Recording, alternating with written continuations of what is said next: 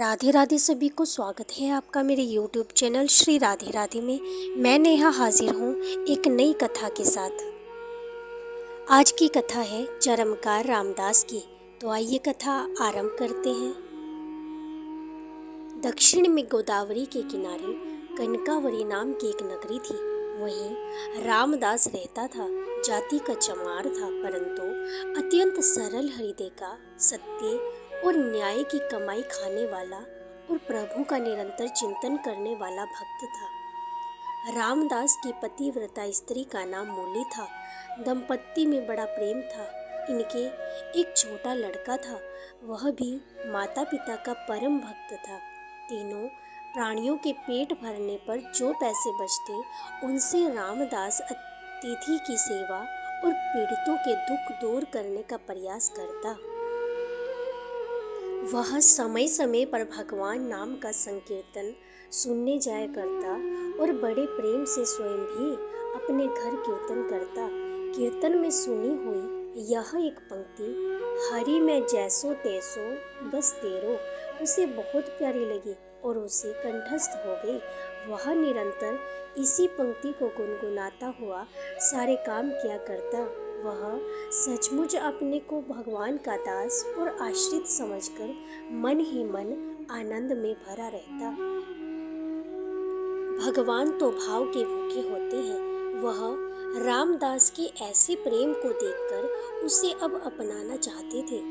कुछ चोर गहनों के साथ ही कहीं से एक सुंदर विलक्षण स्वर्ण युक्त शालिग्राम की विशाल मूर्ति चुरा लाए थे, जो उनके लिए सिर्फ एक पत्थर था। उनमें से एक चोर के जूते टूट गए थे। उसने सोचा, इस पत्थर के बदले में जूते की जोड़ी मिल जाए तो अच्छा। भगवत प्रेरणा से शालिग्राम की मूर्ति को लेकर वह सीधा रामदास के घर पहुंचा और मूर्ति उसे दिखाकर कहने लगा, अरे भाई देख, यह कैसा मजेदार पत्थर है। जरा अपने औजार को इस पर घिस तो सही, देख कैसा अच्छा काम देता है, पर इसके बदले में मुझे एक जोड़ी जूते देने पड़ेंगे। चोर की आवाज़ सुनकर वह चौंका, उसके भजन में भंग पड़ा। उसने समझा कोई खरीदार है। उसने जूते की एक जोड़ी चोर के सामने रख दी। चोर ने उसे पहनकर दामों की जगह वह मूर्ति रामदास के हाथ पर रख दी। रामदास अभी तक अर्धचेतन अवस्था में था। उसका मन तो बस प्रभु के विग्रह की ओर खिंचा हुआ था, इसलिए पैसे लेने की बात याद ही नहीं रही। मूर्ति को उसने अपने सामने रख दिया और उसी पर औजार घिसने लगा। एक दिन एक ब्राह्मण उस तरफ से निकले। शालिग्राम की ऐसी अनोखी मूर्ति चमार के पत्थर की जगह देखकर उन्हें बहुत दुख हुआ। उस समय रामदास उस गोल मूर्ति को पैरों के बीच में रखकर उस पर औजार घिस रहा था। ब्राह्मण ने विचार किया, भला बंदरों को हीरे की कीमत क्या पता, यह चमार शालिग्राम को क्या पहचाने। उन्होंने मूर्ति खरीदने का विचार कर नज़दीक आकर उससे कहा, भाई आज मैं तुमसे एक चीज मांगता हूँ, तू मुझे देकर पुण्य लाभ कर। यह पत्थर मुझे बहुत सुंदर लगता है, मेरे नेत्र इससे हटाए नहीं हटते। रामदास जी ने ब्राह्मण के इस दीन भाव को देखकर वह पत्थर ब्राह्मण को दे दिया। पंडित जी इस दुर्लभ मूर्ति को पाकर बड़े ही प्रसन्न हुए।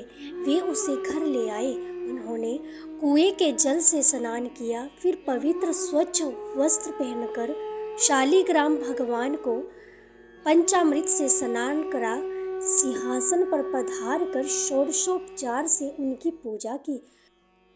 पंडित जी पूजा तो बड़ी विधि से करते थे, परंतु उनके हृदय में दैवीय गुण नहीं थे।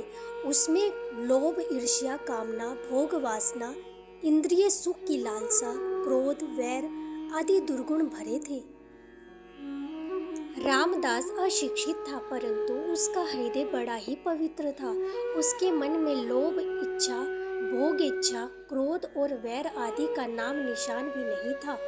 भगवान शालिग्राम ने विचार किया, आहा, जब वह परम श्रद्धा व भक्ति पूर्वक गीत गोविंद गाता हुआ मेरी मूर्ति पर जल छोड़कर अपना औजार घिसता था, उस समय मुझे ऐसा लगता था मानो कोई परम भक्त मेरा शरीर पोंछ रहा है।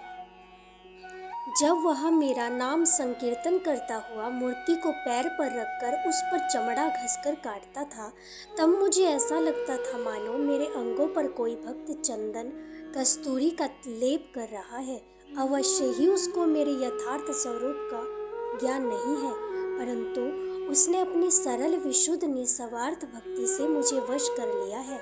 मैं जैसी विशुद्ध और निस्वार्थ भक्ति से वश होता हूँ, वैसा दूसरे किसी साधन से नहीं होता। ब्राह्मण की पूजा सच्ची नहीं है, वह मेरा भक्त नहीं है, वह तो अपनी कामनाओं का भक्त है। यह विचार कर भगवान शालिग्राम ने पुनः रामदास के घर जाने का निश्चय किया और रात को स्वप्न में ब्राह्मण से कहा, तू मुझे रामदास के घर पहुंचा दे।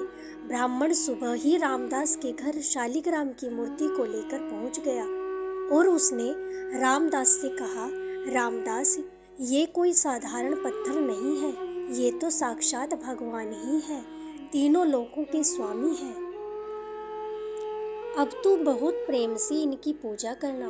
ब्राह्मण के वचन सुनकर रामदास की आंखों में आंसू आ गए और वह प्रेम विहाल हो गया और भगवान से प्रार्थना करने लगा, प्रभु, मैं अति दीनहीन, अनजान, दुर्जन, पतित प्राणी हूँ।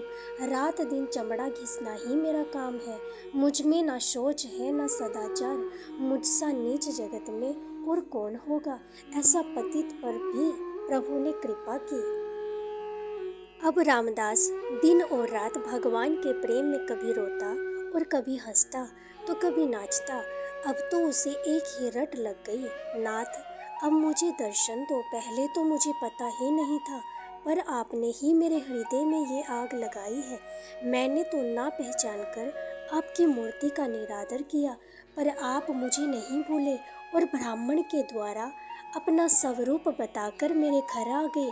यदि दर्शन नहीं देने थे तो यह सब क्यों किया। उसके ऐसे दिव्य प्रेम को देखकर भगवान से रहा न गया। वे एक वृद्ध ब्राह्मण का रूप धरकर उसके घर आ गए।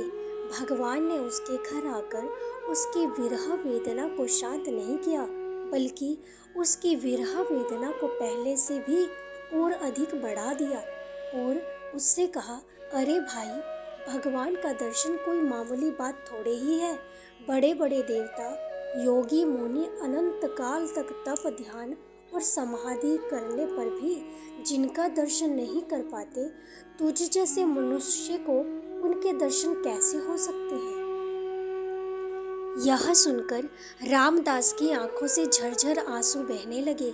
उसने कहा, हे देव, मैं क्या करूं? मुझसे रहा नहीं जाता और मेरा यह दृढ़ विश्वास है कि मेरे नाथ दीन बंधु हैं, दया के अपार सागर हैं। मुझे वे दर्शन देंगे और जरूर देंगे। पति कैसे ही रंग रूप का क्यों ना हो, पर पत्नी का पति में अटूट प्रेम होता है। ऐसे ही मैं अपने स्वामी के स्नेह को परख चुका हूँ। यूं कहते कहते रामदास का कंठ रुंध गया। ऐसे दृढ़ विश्वास व अनन्य प्रेम को देखकर भगवान से बिल्कुल रहा ना गया। वे अपने भक्त को अपने से मिलाकर एक करने के लिए छटपटाने लगे। अकस्मात अनंत कोटि सूर्यों का प्रकाश छा गया। रामदास की आंखें मूंद गई। उसने हृदय में देखा, भगवान मदन मोहन त्रिभंगी लाल मुस्कुराते हुए मधुर मधुर मुरली बजा रहे हैं और कह रहे हैं, आ मेरे पास आ, कैसा सुंदर रूप है। वह आनंद सागर में डूब गया। अचानक आंखें खोली, देखता है सामने भी प्रभु का वही दिव्य सच्चिदानंद घन विग्रह विराजमान है। रामदास के आनंद का पारावार नहीं रहा। उसकी सारी व्याकुलता सदा के लिए मिट गई। भगवान ने उसे अपने में समा लिया और उसने प्रभु के दिव्य धाम में जाकर नित्य पार्षद का शरीर ग्रहण किया। प्लीज़ चैनल को सब्सक्राइब करें। वीडियो अच्छी लगी तो लाइक करें, शेयर करें और कमेंट में राधे राधे जरूर लिखना। धन्यवाद।